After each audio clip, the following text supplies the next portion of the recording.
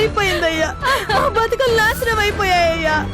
నా మొగుడు 2 కాళ్ళు విరిగిపోయాయ్యా. నన్ను వదిలేసి వెళ్ళిపోయావా అయ్యా?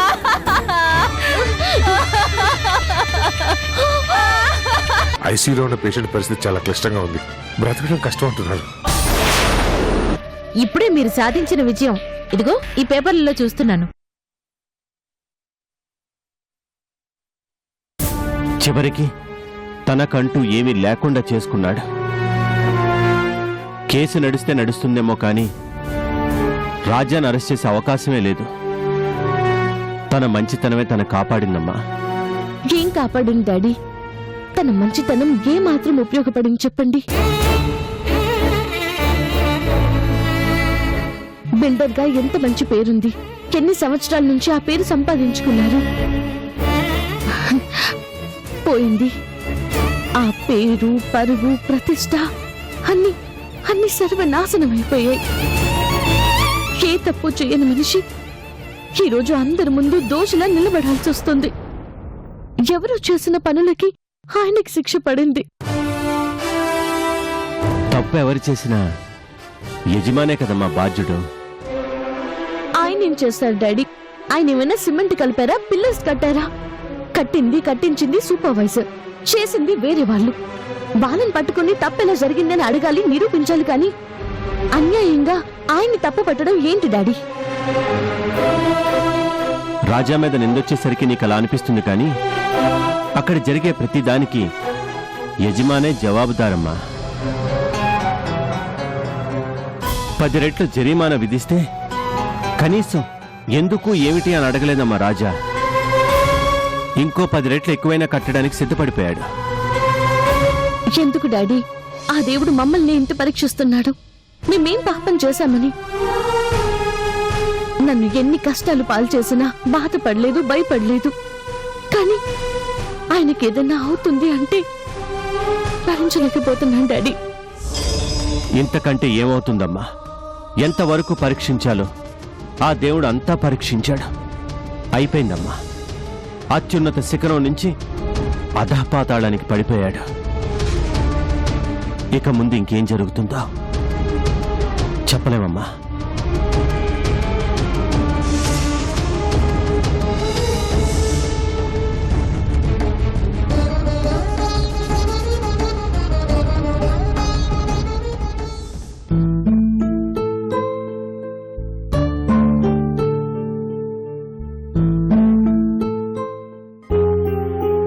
చూసేవరా, ఇది కన్స్ట్రక్షన్ లో ఉన్న బిల్డింగ్ కూలిపోయి 10 మంది చనిపోయారు. ఇంకా ఎంతమంది చనిపోతారో తెలియని పరిస్థితి. ఎలా రాశారో చూడు.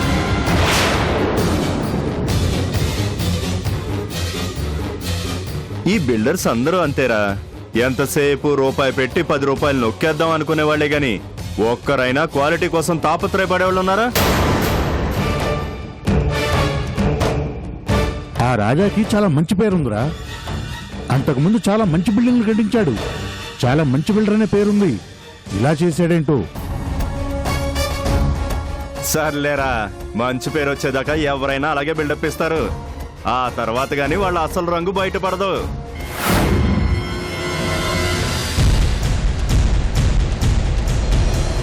ఈ రాజా అయినా ఇంకో కూజా అయినా అందరూ దొంగలేరా.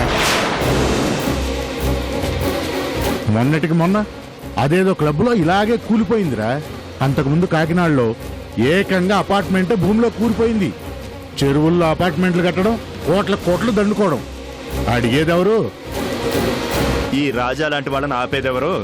అంత ఎక్స్పీరియన్స్ ఉంటే అలా ఎలా కూలిపోతుంది? ఆ చచ్చినోళ్ళు ఉసురు తగిరి ఆ రాజాగాడు నాశనం అయిపోతాడు. ఏం కూసారా? అసలు నీకు రాజా గారి గురించి తెలుసా? ఆయన ఎలాంటి మనిషో తెలుసా? ఆ బిల్డింగ్స్ కూలిపోవడానికి అసలు కారణం నీకు తెలుసా?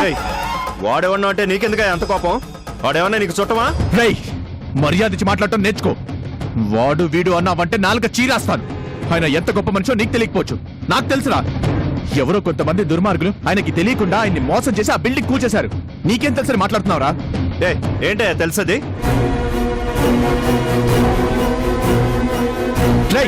ఒక్క మాట తప్పుగా మాట్లాడాలంటే నీ ఎంత చూస్తాను. వదులు, నిన్ను ఇక్కడే చంపి పాత రాస్తాను. వదులు. రే చిన్న, ఇంకొక మాట మాట్లాడారు రాజా గారి గురించి ఎలా మాట్లాడుతున్నారు చూడు వీళ్ళు. ఆయన గురించి వీళ్ళకి ఏం తెలుసని మాట్లాడుతున్నారా? ఏంటయ్యా ఏంటి నీ దౌర్జన్యం?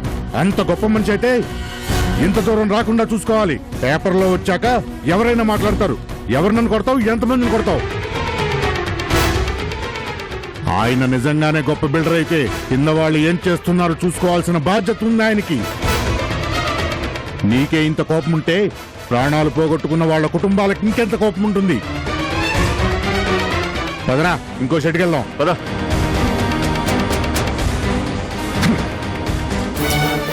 ఏంట్రా చిన్న, ఏంట్రా ఆవేశం? వాళ్ళు కస్టమర్స్ రా, వాళ్ళతో కాస్తంత మర్యాదగా నడుచుకోవాలరా. అంతేగాని కోపం వచ్చిందని షర్టు పట్టుకుంటే ఎలా? రాజా గారి గురించి మాట్లాడుతుంటే తట్టుకోలేకపోయారా? అసలు అసలు ఆయన ఏం చేశారా? కావచ్చురా, అక్కడ పనిచేసే వాళ్ళు ఎవరు తప్పులు చేసినా అది ఆయన మీదకే వస్తుంది. ఎందుకంటే అది ఆ రాజాగారి ప్రాజెక్ట్ రా. ఇలా ఎంతో మంది ఏదో వాగుడు వాగుతారు. అందరిని నువ్వు కొట్టగలవా? ఆవేశపడకరా. ఆవేశం కాదురా, బాధ, తట్టుకోలేని ఆవేదన. ఎక్కడ ఏ స్థాయిలో చూశాను రా నాన్నగారిని, ఈరోజు ఏ స్థాయిలో చూస్తున్నాం? పైనుంచి ఒక్కసారిగా కిందకు పడిపోయారా. ఏమీ చేయలేకపోతున్నానే బాధరా. నాన్నగారిని ఎవరన్నా ఏదన్నా అంటే చంపేయాలన్న కసి. వద్దురా, ఆవేశపడి మనం ఏం చేయలేమురా.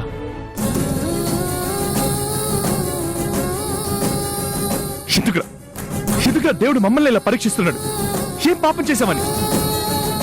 ఇక ఏం చేస్తాడో ఏంటో.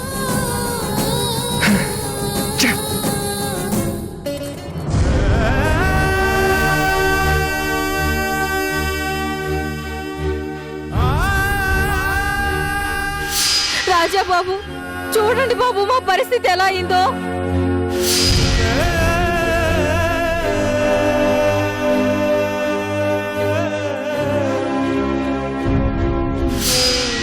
అయిపోయిందయ్యా, ఆ బతుకులు నాశనం అయిపోయాయ్యా.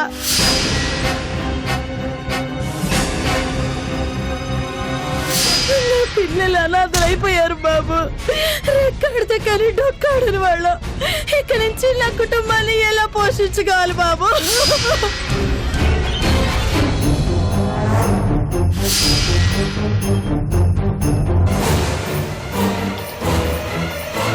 నన్ను వదిలేసి వెళ్ళిపోయావా అయ్యా? అయ్యా రాజాబాబు, నా మొగుడు చచ్చిపోయాడయ్యా.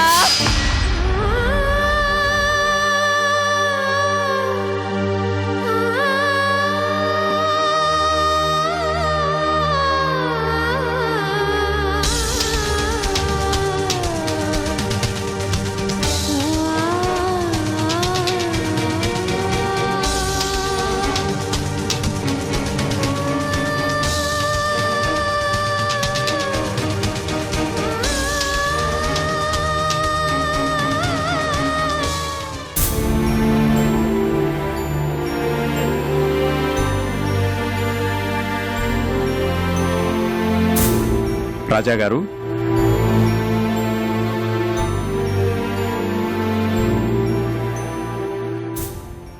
మీరా?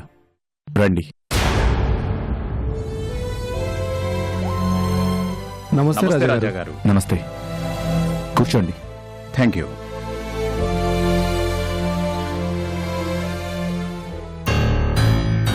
ఏం తీసుకుంటారు? Coffee, tea? ఏం వద్దండి. మీతో మాట్లాడాలి రాజా గారు. చెప్పండి సార్. జరిగిన దానికి నేను చాలా విచారిస్తున్నా రాజా గారు. ప్రమాదంలో నష్టపోయిన వాళ్ళందరికీ మీరు కాంపన్సేషన్ ఇచ్చారు. కస్టమర్స్ అందరికీ తిరిగి డబ్బులు ఇచ్చేశారు. చాలా మంచి పని చేశారు. ఇక మిగిలింది ఈ ఇల్లు మాత్రమే. మరి మా బ్యాంకులకున్న అప్పు కూడా మీరు తీర్చాలి కదా సార్? తీరుస్తాను. మళ్ళీ నేను తిరిగి పుంజుకుంటాను. అప్పుడు మీ అప్పు మొత్తం వడ్డీతో సహా తీరుస్తాను. సారీ రాజా గారు, మీకంత టైం ఇవ్వడానికి మా బ్యాంక్ రూల్స్ ఒప్పుకో. ఈ ఇంటి మీద ఆల్రెడీ జప్తార్డర్ వచ్చింది సార్.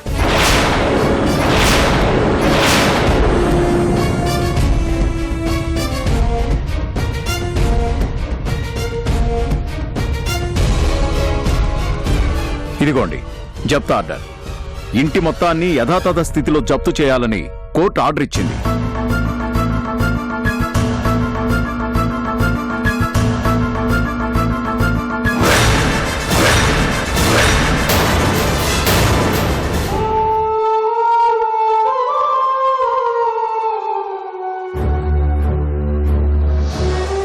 ఓకే సార్, స్వాధీనం చేసుకోండి. మిమ్మల్ని ఇలా చూడాల్సి వస్తుందని అస్సలు అనుకోలేదు రాజాగారు. ఈ పరిస్థితుల్లో మిమ్మల్ని ఇబ్బంది పెడుతున్నందుకు క్షమించండి. బ్యాంక్ రూల్స్ మేము కూడా పాటించాలి కదా సార్. పర్లేదు సార్, ఇప్పటి వరకు నాకు సహకరించినందుకు మీ స్టాఫ్ అందరికీ కృతజ్ఞతలు. రేపు ఉదయం 10 గంటలకల్లా మీరు ఈ ఇంటిని ఖాళీ చేయాలి. అలాగేనండి, ఇప్పుడే వెళ్ళిపోతాను. అయ్యో వద్దు సార్, మీరు ఇంకో 24 గంటల వరకు ఉండొచ్చు. ఆ తర్వాతనే ఖాళీ చేయండి. చాలా థ్యాంక్స్ సార్. నా మీద అభిమానంతో తలదాచుకోవడానికి నాకు 24 గంటల సమయం ఇచ్చారు. మేము వస్తాం సార్. మంచిది.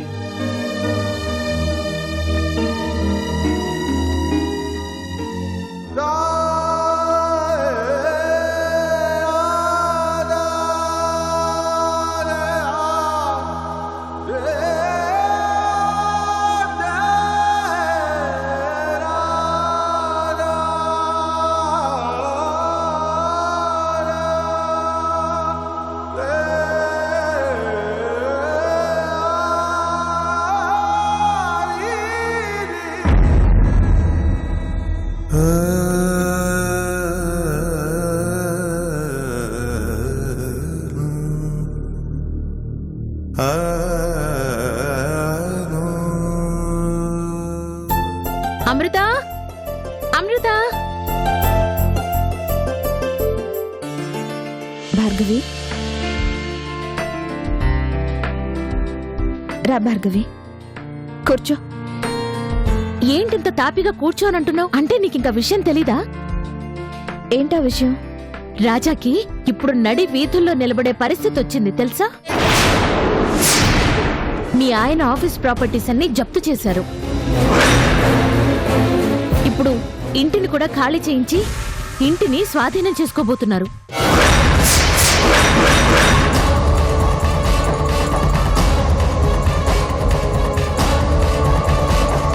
నిజంగానా? అంటే నువ్వు రాజా గురించి పట్టించుకోవడం పూర్తిగా మానేశావు అంతేనా?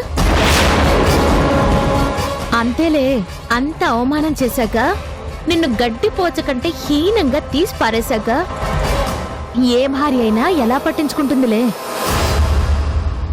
కానీ ఇప్పుడు నువ్వు పట్టించుకోవాల్సిన పరిస్థితి వచ్చింది అమృత. మీ ఆయనకి ఇప్పుడు నిలువ నీడ కూడా లేదు. కనీసం ఇంటికి పిలిచి ఒక ముద్ద అన్నం పెట్టే దిక్కు కూడా లేదు. అంతలా నాశనం అయిపోయాడు. కట్టుకున్న భార్యకి ద్రోహం చేసిన ఏ మగాడికైనా చివరికి ఇదే గతి పడుతుంది.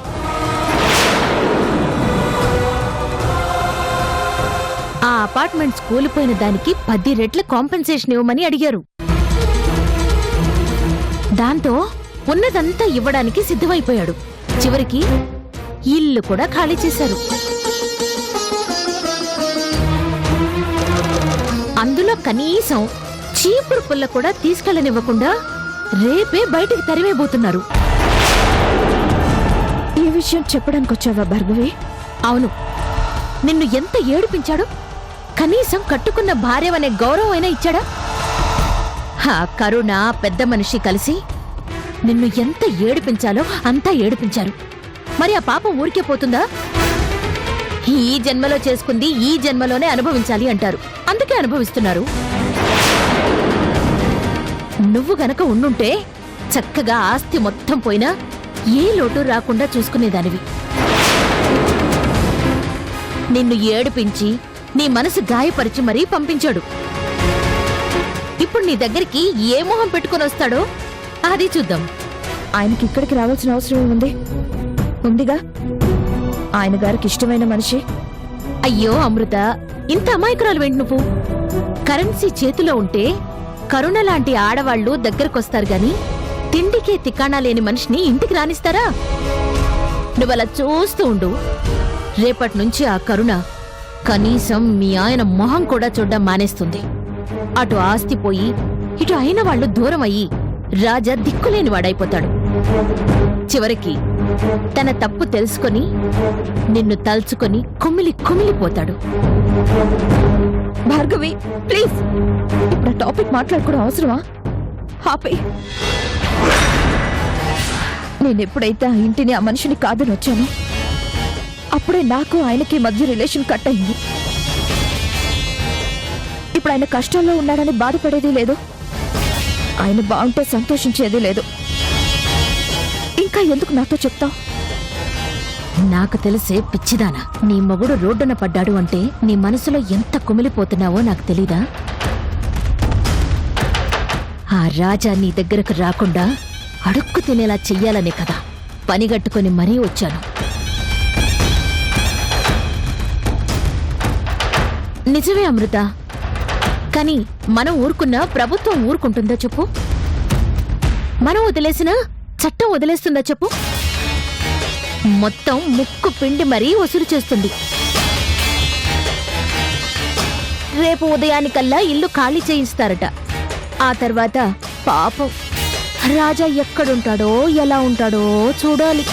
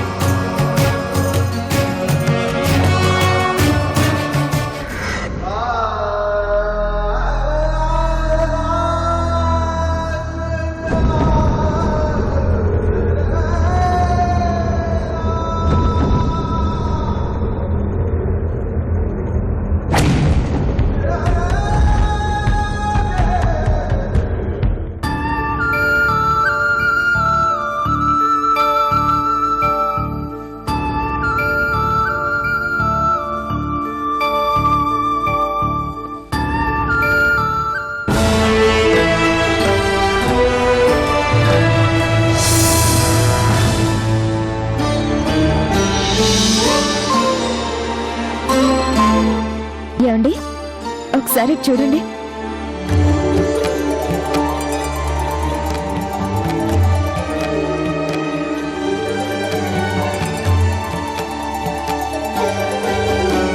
ఫోటో ఇక్కడుంటే ఎలా ఉంది? బాగుంది కదా?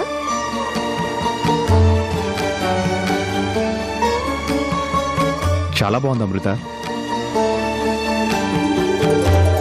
ఇంట్లోకి రాగానే ఈ ఫోటో ఎక్కడ పెట్టాలా అని చాలా ఆలోచించాను.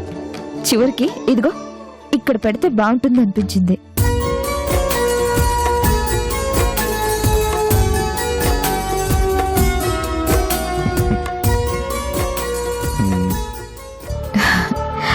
ఒకసారి ఈ ఫోటోని చూడండి. మనం ఎటుంటే అటే చందు మనల్ని చూస్తున్నట్టుంది కదా?